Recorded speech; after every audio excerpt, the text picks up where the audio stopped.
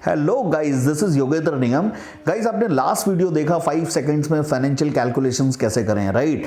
और वो आपने बहुत अप्रिशिएट भी किया और इसीलिए आपके लिए एक दूसरी सीरीज हम आपके लिए लेके आए हैं जिसमें हम आपको अब ये बताएंगे कि आगे के फर्दर कैलकुलेशंस आप 5 सेकंड्स में आप कैसे करें, राइट? सो चलिए शुरू करते हैं। सो एक चीज़ सबसे पहले आपको याद रखना है, ध्यान रखना है, इसको बहुत बारीकी से आप समझ लीजिए कि आपको जो भी वैल्यू पुट करनी है वो वैल्यू हमेशा आपको माइनस में पुट करनी है, जो वैल्यू आप पीवी या पीएमटी में डाल रहे हैं। पीवी का मतलब है प्रेजेंट वैल्यू, पीएमटी का मतलब है regular payment.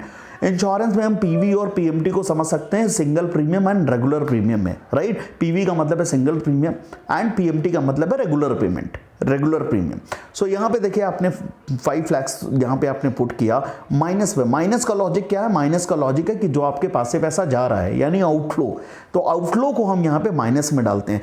Rate of return मान लिया किसी इंस्ट्रूमेंट ने आपको 8% का दिया है, 10 ईयर के बाद आप देखना चाह रहे हैं कि आपका पैसा कितना है। आपको याद होगा कि मोड में हम बिगनिंग रखते हैं, कंपाउंडिंग को हम एनुअल सेलेक्ट करते हैं अगर एनुअल मोड में हम कर रहे हैं, और यहाँ पे अगर हम पीवी एफवी टच करते हैं और देखते हैं कि हमको वैल्यू क्या मिलेगी, तो ये वैल्यू है 10,79,462 रुपीज़। सो गाइज, अभी आपने ऑब्जर्व किया होगा कि कोई भी 3 वैल्यूज आप पुट कर रहे हैं तो 4th वैल्यू आपकी आराम से यहाँ पे निकल के आ रही है। लेकिन अभी हम कुछ ऐसे सम्स करने वाले हैं जिसमें हम 4 वैल्यूज पुट करेंगे और 5th वैल्यू को हम फाइंड आउट करेंगे। चलिए एक एग्जांपल लेते हैं।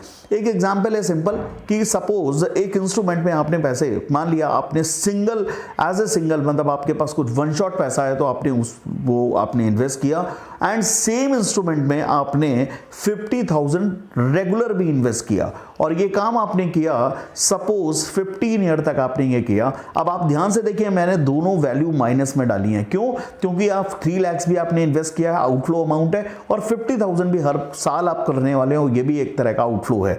सो इसलिए यहां पे हमने रखा है रेट ऑफ रिटर्न, मान लेते हैं 8% का रेट इंस्ट्रूमेंट ने आपको रेट दिया, और अभी हम इसको एनुअल करते हैं और इसको बिगिनिंग करते हैं और हम ये देखना चाहते हैं कि वैल्यू कितनी मिली।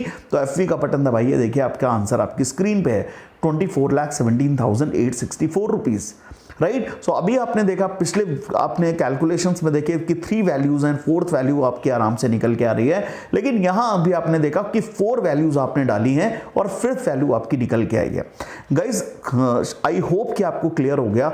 अभी एक दूसरे कैलकुलेशंस लेते हैं। कई बार आप देखते होंगे कुछ फाइनेंशियल कैलकुलेशंस आते हैं जो आपको साफ दिखते हैं कि ये 2 स्टेप्स में है। से फॉर एग्जाम्पल एक इंस्ट्रूमेंट है जिसमें कस्टमर की रिक्वायरमेंट है कि मुझे 15 साल के बाद पैसे चाहिए, लेकिन मैं पैसे इन्वेस्ट करूंगा only 7 year, right? Only 7 year invest करूंगा, लेकिन 15 ईयर के बाद मुझे पैसे चाहिए। सो ऐसे कैलकुलेशंस में किस तरह से आपको करना है, प्लीज उसको हम लोग ध्यान से देखते हैं। सो अभी यहां पे देखिए 2 तरह का कैलकुलेशन है। पहला कैलकुलेशन, फर्स्ट स्टेप में हम पीएमटी में वैल्यू डालेंगे, और सेकंड स्टेप में जो एफवी हमारी फर्स्ट कैलकुलेशन से निकलेगी वो सेकंड कैलकुलेशंस में वो हमारी पीवी यानी सिंगल प्रीमियम की तरह से एक तरह से बन जाएगी।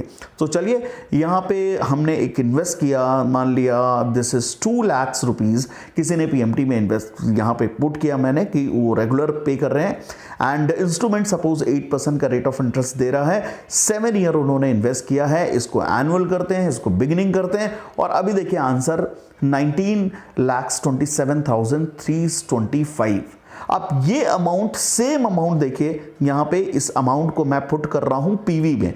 क्यों? क्योंकि अभी जो नेक्स्ट स्टेप है, पूरा जो टेन्योर था वो टेन्योर था 15 ईयर्स का, अभी हमने केवल 7 ईयर तक का कैलकुलेशन किया है। रेस्ट 8 ईयर का जो कैलकुलेशन है, रिमेनिंग 8 ईयर का कैलकुलेशन अभी बचा हुआ है। तो वो करने के लिए अभी हम क्या करेंगे, इस एफवी वाली वैल्यू को हमने पुट किया कहां पे, हमने पीवी में पुट किया, यानी ये पैसा कैसा बन गया, ये पैसा बन गया एक तरह का सिंगल प्रीमियम, और इसको हम माइनस लगाना बिल्कुल नहीं भूलेंगे, क्योंकि एक बार अगर ये प्रैक्टिस हमारी गड़बड़ हो गई तो आगे की फ्यूचर कैलकुलेशन गड़बड़ हो सकते हैं। बाकी सब कुछ सेम है, पीरियड को केवल आप करेक्ट कर लीजिए, 7 की जगह 8 कर लीजिए, क्योंकि टोटल ड्यूरेशन 15 ईयर्स थी। अभी आप एफवी का बटन दबाइए, देखिए आंसर आपकी स्क्रीन पे 35,67,344 रुपीज।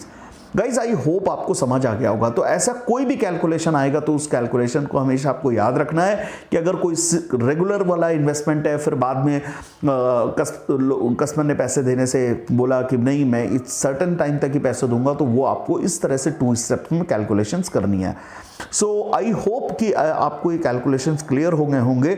और प्लीज़ ये वीडियो मैक्सिमम उन लोगों से शेयर करिए जो भी लोग फाइनेंशियल फील्ड में हैं।